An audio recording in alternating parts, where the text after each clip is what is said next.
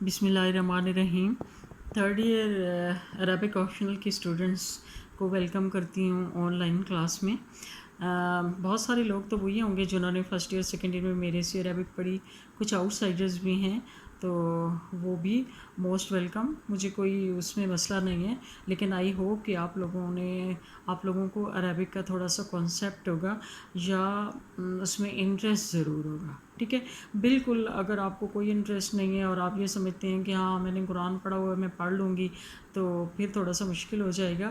لیکن اگر آپ کو انٹرسٹ ہے نا تو میں ان شاء اللہ تعالیٰ سارا پڑھاؤں گی. آپ لوگوں کو وری کرنے کی ضرورت نہیں ہے. یہ آپ کی بک ہے جو آپ کو نظر آ رہی ہے اور میں نے گروپ میں بھی بتایا تھا. جلدی سے ہم اپنے لیسن کا آغاز کرتے ہیں. الدرس الاول، عربی میں درس کہتے ہیں سبق کو. الاول پہلا سبق، فرسٹ چیپٹر. اب اس میں یہ جو آگے لکھا ہو نا ما ھذا اور حل تل کا، اس کو چھوڑ دیں، پہلے نیچے آ جائیں. الکلمات، کلمات جو ہے وہ جمع ہے، کلمات جمع ہے کلماتن کی. کلمہ کہتے ہیں عربی میں لفظ کو یا ورڈ کو.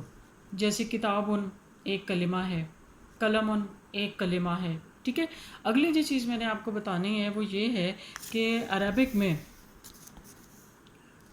کسی بھی ورڈ کو، کسی بھی کلمے کو جو کہ عام اسم نکرہ ہو، کامن ناؤن ہو، اس کو پراپر ناؤن بنانے کے لیے یا اسم معرفہ بنانے کے لیے کیا طریقہ ہے کہ اس کے ساتھ ہم الف لام لگا دیتے ہیں. جیسے کتابن ایک کتاب، کوئی بھی ایک کتاب. ٹھیک ہے، لیکن الکتاب خاص کتاب. آپ نے دیکھا ہوگا قرآن کریم کے لیے الکتاب کا ورڈ استعمال ہوتا ہے. تو جب آپ ٹرانسلیشن کرتے ہیں تو صرف جہاں پر کتابوں لکھا ہوا ہے نا الف لام کے بغیر، تو اس کی ٹرانسلیشن ہوگی ایک کتاب.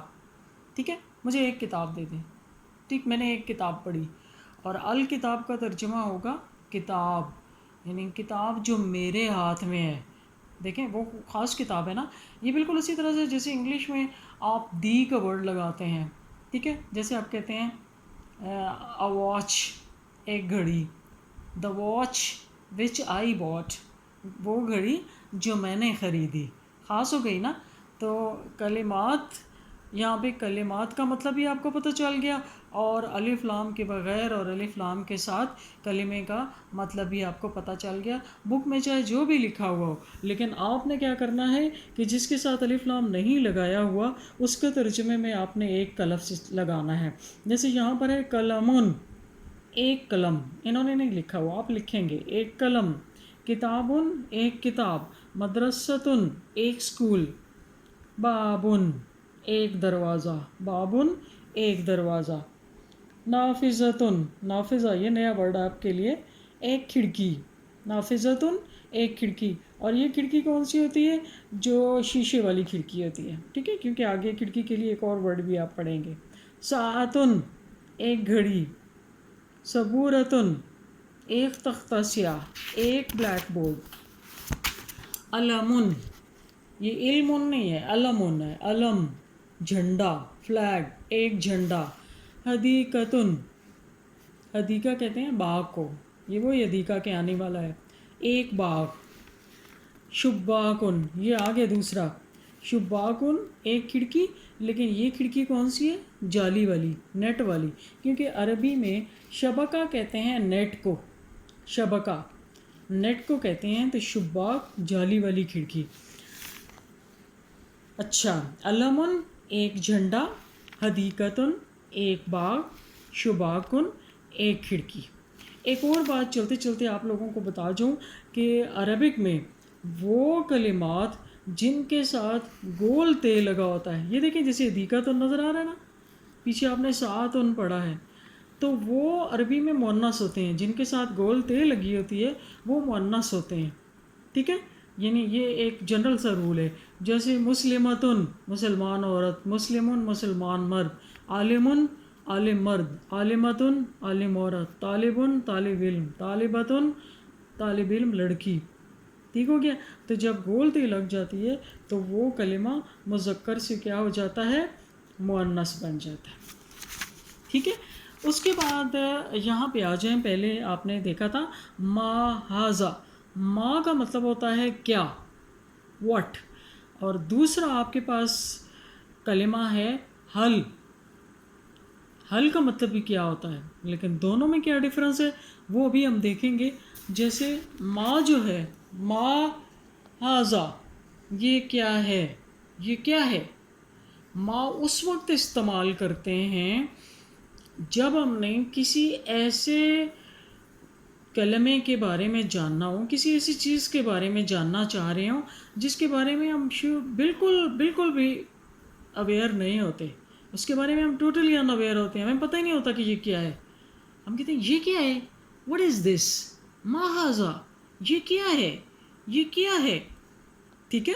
اور جواب دینے والا کہتا ہے ہاذا قلم، یہ قلم ہے، یہ ایک پین ہے. ہاذا بیت، یہ ایک گھر ہے. ٹھیک. اب دوسرا ما کا تو سمجھ آ گئی آپ کو کہ ما اس وقت استعمال کرتے ہیں جب آپ کسی ایسی چیز کے بارے میں سوال کریں جس کے بارے میں آپ کو بالکل پتہ نہ ہو. ٹھیک. دوسرا کلمہ ہے حل.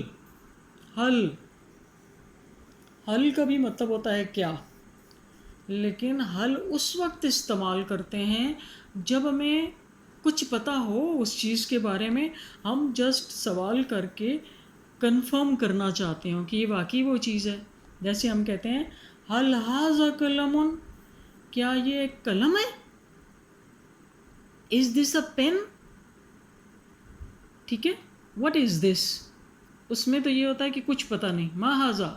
لیکن جب ہم کہتے ہیں کہ از دس اے پین، کیا یہ ایک قلم ہے، حل ھذا قلم، کیا یہ ایک قلم ہے، تو ما اس وقت استعمال کرتے ہیں جب کسی چیز کے بارے میں بالکل پتہ نہ ہو، اور حل اس وقت استعمال کرتے ہیں جب پتہ ہو لیکن کنفرم کرنا چاہ رہے ہیں.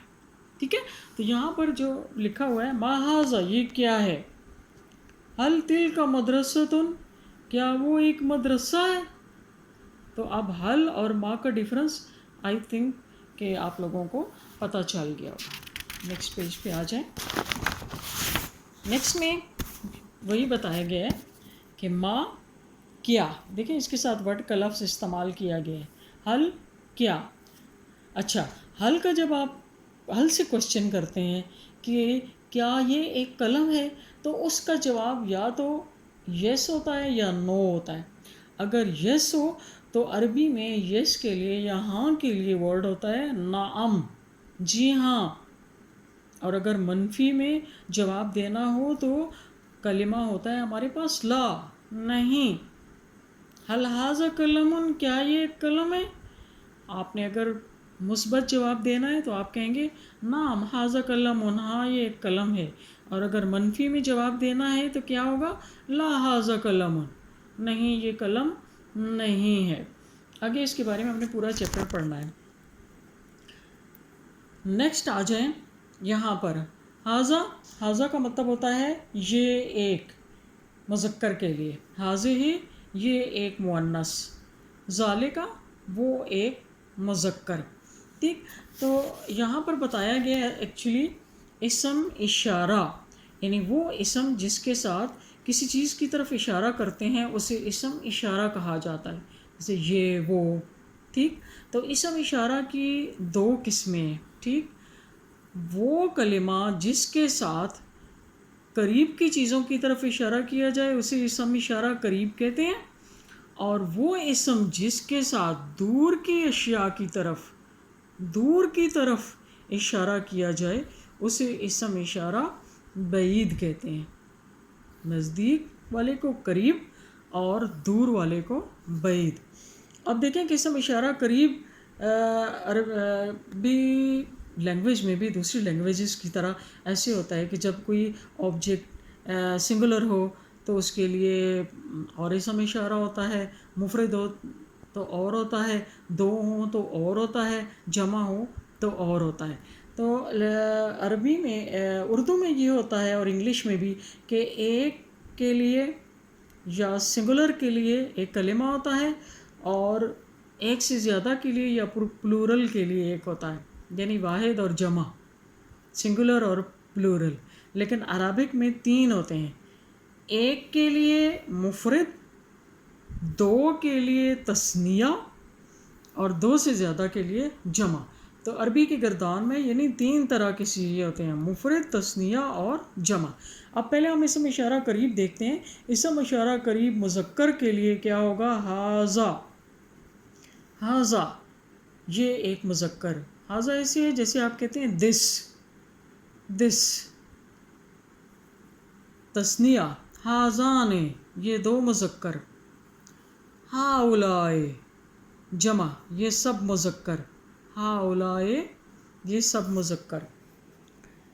مؤنث کے لیے ھذہ، ھذا کی بجائے ھذہ یہ ایک مؤنث، ہاتان یہ 2 مؤنث، ہؤلاء یہ سب مؤنث۔ اب اسم اشارہ قریب کی گردان کیسی ہو گئی؟ گردان کے ٹوٹلی 6 صیغے ہیں، مفرد مذکر، تثنیہ مذکر، جمع مذکر، مفرد مؤنث، تثنیہ مؤنث، جمع مؤنث۔ ایسے بس پوری گردان بن گئی۔ اس کو رٹا مار لیجیے گا، آپ لوگوں کے لیے پھر بعد میں پڑھنا اور یاد کرنا بہت آسان ہوگا۔ ھذا یہ ایک مذکر، ھذان یہ 2 مذکر، ہؤلاء یہ سب مذکر، ھذہ یہ ایک مؤنث، ہاتان یہ 2 مؤنث، ہؤلاء یہ سب مؤنث۔ Thank you.